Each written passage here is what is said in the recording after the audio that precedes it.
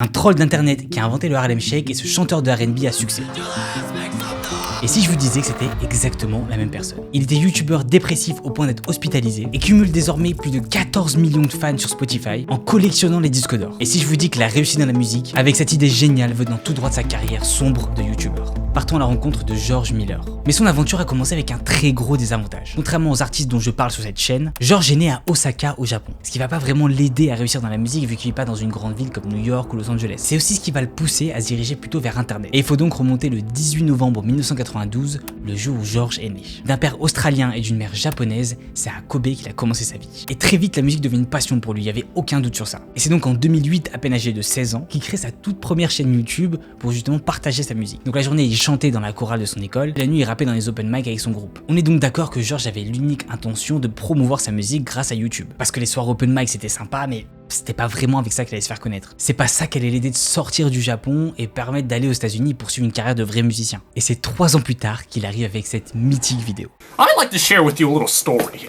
I tend to have explosive diarrhea. On découvre alors un personnage étrange, avec un appareil dentaire, des lunettes trop petites, une coupe de cheveux brossée sur le côté et une chemise beaucoup trop serrée pour lui. Bref, un peu le cliché du premier de la classe, qui nous raconte son quotidien de manière un peu trollesque, en poussant les limites de l'humour et en étant super choquant. Et c'est ce personnage nommé Filthy Frank qui va commencer l'aventure.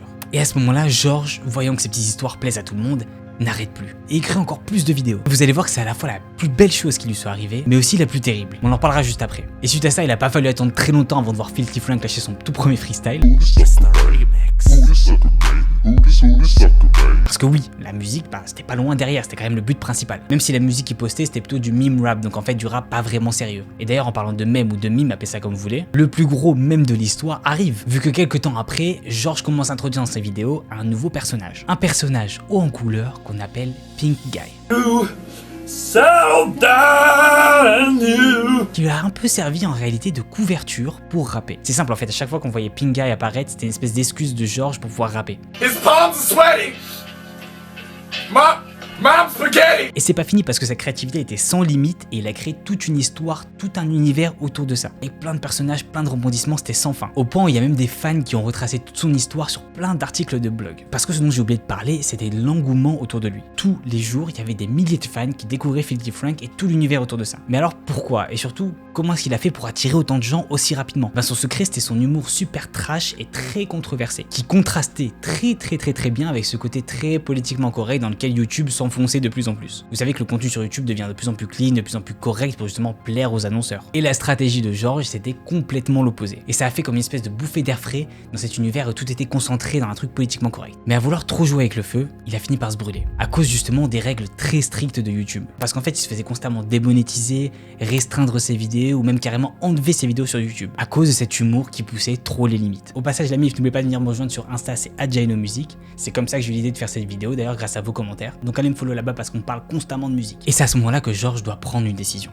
Une décision pas facile, mais impérative. Est-ce qu'il continue sa chaîne YouTube dans ce délire, mais dans ce cas-là, il risque de la perdre ses fans, perdre son audience qu'il a mis du temps à créer, ou est-ce qu'il décide de rendre son contenu plus politiquement correct, mais il risque de perdre le truc qui justement l'a fait connaître et l'a rendu singulier. C'est ce côté controversé justement. En fait, vous voyez bien que là, il était dans une impasse. Il s'est retrouvé désemparé et perdu. Parce qu'en fait, dans les deux cas, il est perdant. Mais perdant de quoi exactement? Perdant de cette base de fans sans qui serait rien au final. Et c'est aussi ce fan qui le bloque et le limite à cet univers qui est tant détesté par YouTube.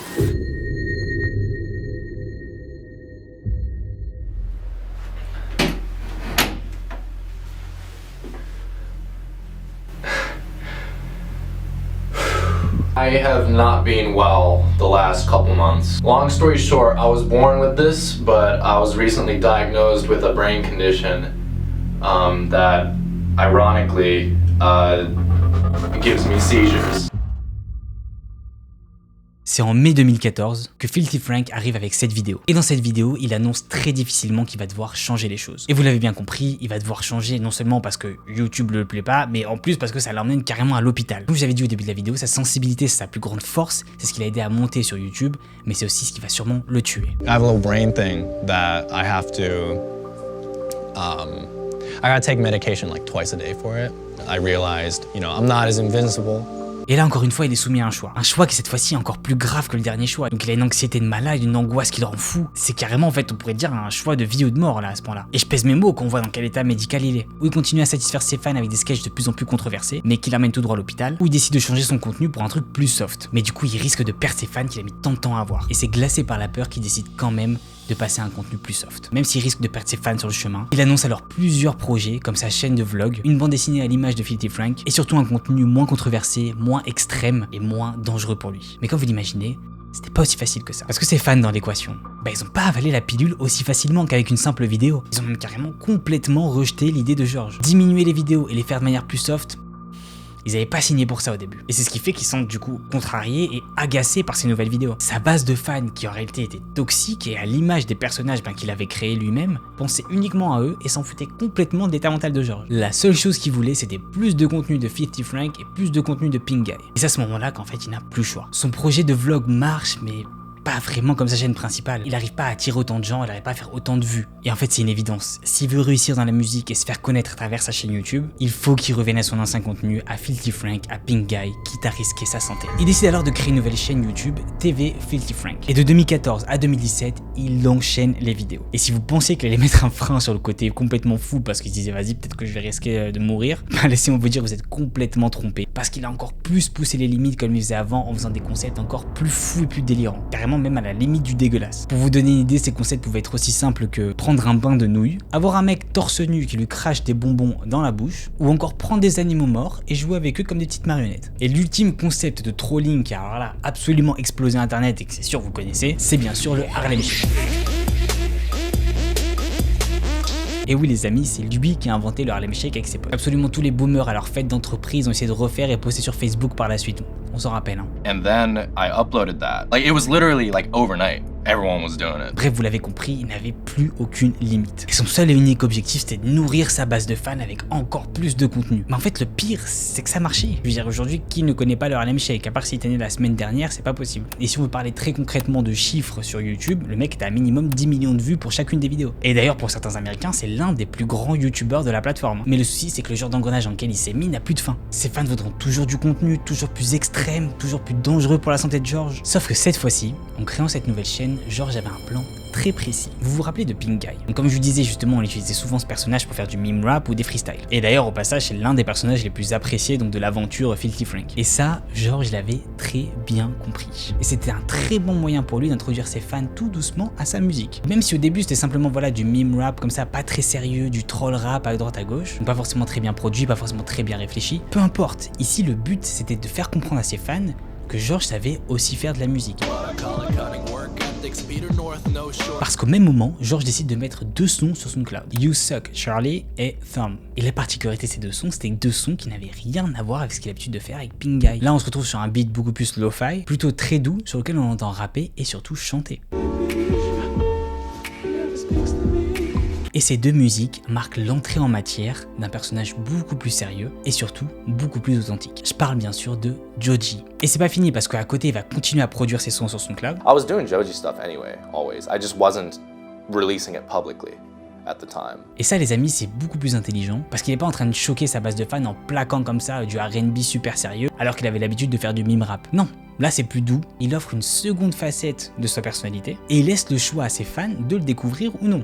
Am I just gonna like kind of do this, or am I gonna move on and make bigger and better stuff, because that's really what it's all about. Like I just want to push myself and test in all creative mediums, just how far I can go. D'ailleurs en parlant de ses fans, au début ils appréciaient pas tellement ce qu'il faisait sur SoundCloud, mais ça a pas empêché George de continuer à travailler sur son art étape par étape. Et en parallèle sur YouTube, il continue à donner à manger aux monstres qu'il avait créé justement de toutes pièces, donc sa base de fans. Il continue à faire des vidéos trash, il continue à faire plein de collabs avec plein de youtubeurs. Et en 2017, il a même sorti une espèce de compilation album de justement Pink Guy qu'il a appelé Pink Season, avec quand même 35 sons de meme rap avec le fameux STFU, où on le voit littéralement tout le long du clip troller des gens dans un parc, habillé avec ce fameux donc costume rose par lequel il est connu. Nobody even wants you here. Juste pour vous donner une idée d'à quel point ça a marché, le clip cumule juste 87 millions de vues, voilà, juste comme ça. Donc là, extérieurement, on peut se dire, ok, George, il a réussi son pari. Je veux dire, il fait de la musique, il génère des millions de vues, il fait des vidéos super fun avec ses potes, il devient l'un des plus gros youtubeurs de la plateforme en plus, sans compter tout l'argent qu'il arrive à se faire avec YouTube. Et au passage, en plus, il s'est rapproché de la scène musicale américaine vu qu'il a déménagé à New York. Ce qui est très important pour les artistes, hein, comme je l'avais expliqué dans ma vidéo sur Jack Harlow, je vous mets le lien juste ici si vous voulez la voir. Mais ça, c'était uniquement l'aspect extérieur. Parce que si on rentre en détail à l'intérieur et qu'on essaie de savoir où est-ce qu'il voulait vraiment aller, le but c'était de se faire connaître pour sa musique R&B et un peu plus soft, et non pour de la musique de troll. Donc en fait, sa situation, elle est super frustrante.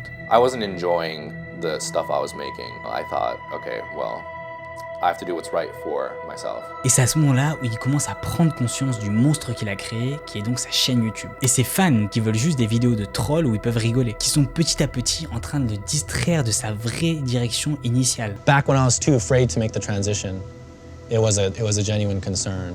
I was under the impression that, you know, that was my pinnacle. It's your peak. This is my opus. Et il va donc très rapidement devoir trouver une solution s'il veut pas se retrouver anéanti.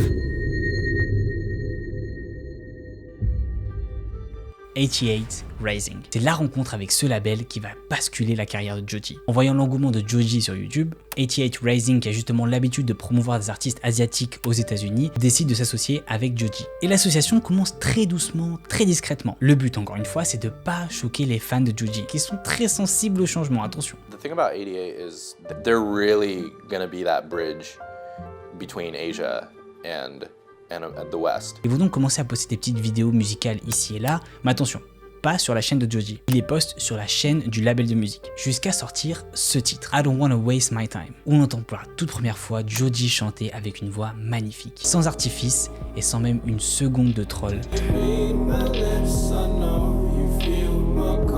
Là, Joji est 100% lui-même et il fait enfin le pas vers ce pourquoi il avait commencé YouTube. Il ose pour la toute première fois montrer son vrai visage et se rendre 200% vulnérable et authentique auprès de son audience, qui précédemment refusait de le voir évoluer. Même s'il est super inquiet de la réaction de ses fans, parce qu'il est inquiet qu'ils le critiquent et même qu'ils le lâchent, sauf que cette fois-ci, contre toute attente, cette musique est super bien reçue par sa base de fans. Et c'est comme une espèce de libération pour Joji. Il est surpris que ça plaise et même soulagé. Il peut enfin s'exprimer par lui-même sans mettre un espèce de costume rose à chaque fois. Mais du coup, vous devez vous demander, qu'est-ce qu'il va faire sa chaîne YouTube qui cumule des millions de vues, des millions d'abonnés, s'il se concentre sur la musique à fond? Bah c'est très simple, il a quand même honoré ses fans. Il a pas simplement quitté YouTube avec une vidéo classique genre salut les gars, ciao, je me casse, à la prochaine. Non.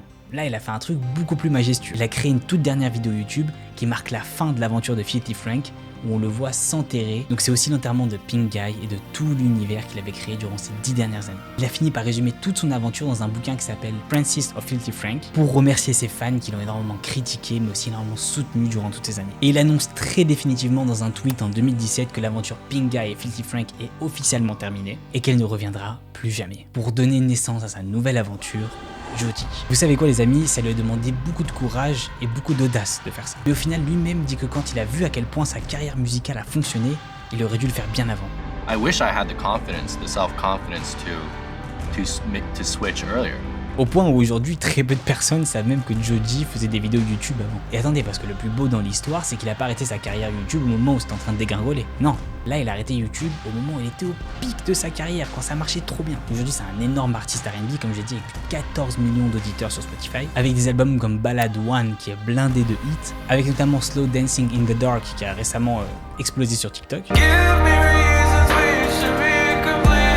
Et pour ceux qui sont encore fans de Pink Guy et du délire un peu 50 Frank, je vous conseille très fortement un épisode de The Cave de Kenny Beats, et on voit que pour lui c'est comme une espèce de plaisir nostalgique de refaire ce genre de musique. Parce qu'en fait Joji c'était un vrai youtubeur de base, pas un mec comme Charlie Puth ou alors Justin Bieber qui juste postait leur musique sur YouTube. Si on veut prendre un exemple français, on est beaucoup plus proche d'un Mr V. D'ailleurs j'ai fait une vidéo entière sur les youtubeurs qui deviennent rappeurs, je vous mets le lien juste ici. Et en attendant l'ami, venez me rejoindre sur Instagram, c'est @JainoMusic. Rejoignez-nous aussi dans le Discord, le lien est dans la description. N'oubliez pas le petit abonnement, le petit commentaire et le petit like pour l'algorithme. Et moi je vous dis à la prochaine pour une nouvelle vidéo. Peace out.